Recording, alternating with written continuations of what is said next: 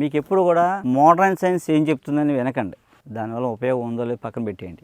మీ పూర్వీకులు ఏం చేశారు? మీ తాత, అమ్మమ్మ, తండ్రి వాళ్ళందరూ ఏం చేశారు? వాళ్ళు బాగోలేదా? వాళ్ళందరూ పాలు తాగలేదా? మనకన్నా బాగున్నారా? వాళ్ళకైనా గ్యాస్ట్రిక్లు ఉన్నాయా? వాళ్ళు మజ్జిగ తాగారు కదా, నెయ్యి తిన్నారు కదా, హార్ట్ అటాక్లు ఉన్నాయా? నువ్వుల నూనె తాగారు కదా, ఏమైనా ఉన్నాయా? నేతి గారెలు తిన్నారు కదా, అంటే గారెలు నేతిలో ముంచుకుని తిన్నారు కదా, ఏమైనా గుండె జబ్బులు వచ్చాయా? ఏం లేదు కదా. ఒబెసిటీ ఉందా? లేదు కదా. ఎందుకు లేదు? సో అవే వాటికి ఆ జబ్బులు రాకుండా చేసేవి. కొవ్వుకు విరుగుడు అంతేనండి.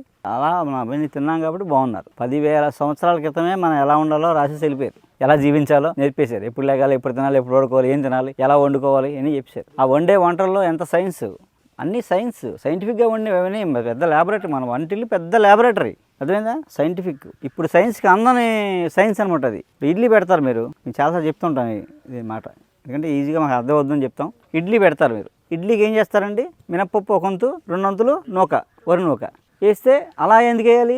మార్చచ్చు కదా మీరు. అంటే ఇడ్లీ రాదు సరిగా, లేదా మా అమ్మ ఇలాగే ఉండి నేను ఎలా ఉంటున్నాను, అంతేగాని దాని వెనకున్న సైన్స్ ఎప్పుడైనా ఆలోచించాం మనం? 1 వంతు ప్రోటీన్కి 2 వంతులు కార్బోహైడ్రేట్స్ ఉంటే కిడ్నీలు పాడవవు ఆ ఫుడ్ తింటే.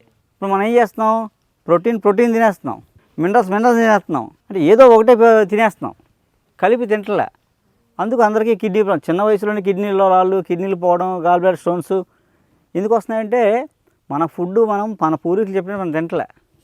మన పూర్వీకులు ఇచ్చిన ప్రతి వంట మెడిసిన్ ఒక సైంటిఫిక్ పద్ధతిలో పెట్టిందన్నమాట.